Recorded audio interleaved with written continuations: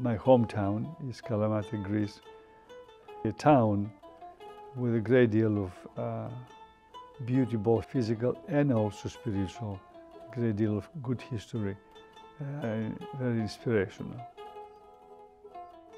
My parents, Nicholas and Anastasia, they were not educated, but they had the education, I think, that created a great deal of impression upon me. Education of being a family, along with my brother Panagiotis and my sister Kalliopi. I was born in a very loving family, poor. The person who was mostly influential in my life was my mother. I was born 12 years after my sister and 11 years after my brother. So I was kind of grew up by myself. My mother was the only one who was attended to my spiritual guidance. She was the one that would take me to the church and continue to provide in the house the presence of Christ. How? By talking about Christ, sensing on a regular basis. She kept basically the presence of the church within the home. About 15 or 16 years of age, I think I began to kind of question, not question Christianity and Christ, but the way that it was practiced in the church. So the established church was not particularly something that I was looking favorably upon it. To the point that I'm going to go to the school to become a priest. That was the furthest thing in my mind. There was a great deal of discussion back then about Nicholas Kazantzakis. It was the time that the Church of Greece was trying to excommunicate him. And I picked up his books and I found them profoundly inspirational and challenging. I said, maybe down the road, whenever I decide to do something in my life, I'll become a missionary, to go and to practice what Kazantzakis was saying. But my brother decided to migrate, to go to Canada. He left and I followed him. I went to McGill University for a period of time. And then he left Canada and he went to the United States. And I followed him as well. I met a very wonderful clergyman who was teaching New Testament at Holy Cross in Brookline, Massachusetts. I had no idea about Brookline, Massachusetts. I had no idea about Holy Cross.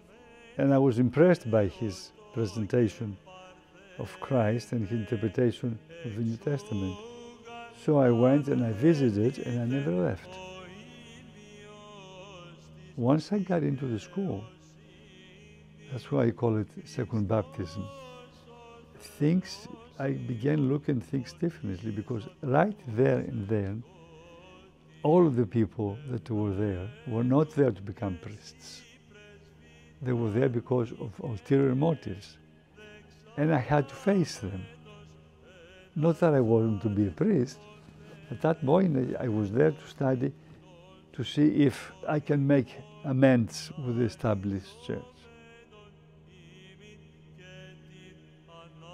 These years from 1979 to 1996 for Archbishop Iakovos, I found myself next to him, being his deacon, and then from 96 to 2002 with Archbishop Spiridon and then Archbishop Dimitrios. All my years, but especially the years that I spent with the Archbishop Iakovos, there were years that formulated a great deal of my character. Because of his personality, I came to learn a great deal of how to deal with situations that they were challenging.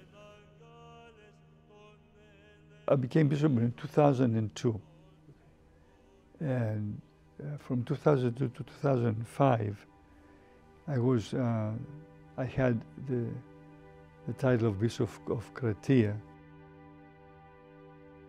This body that we call Eparchial Synod, there I met also a little bit more close. I came to Metropolitan Anthony of Blessed Memory, because he was a member of that body.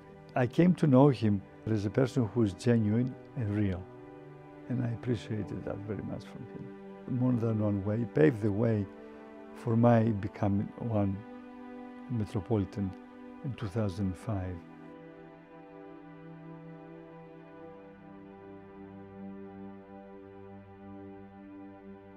Abba Sisois, he was an old man of 95, 96 years old, most of his life in the desert, in the Egyptian desert. He had created a great deal of brotherhood around him, many monks. And he was lying in his deathbed. And tears were coming out of his eyes. He was crying. So the brothers who were around him asked him, he says, Abba, why are you crying? Don't you feel that you should be happy to go to be with Christ? And he says, no, he says, I didn't have time to repent. So the lesson being that if I can be able to have time to repent, I'll be very happy.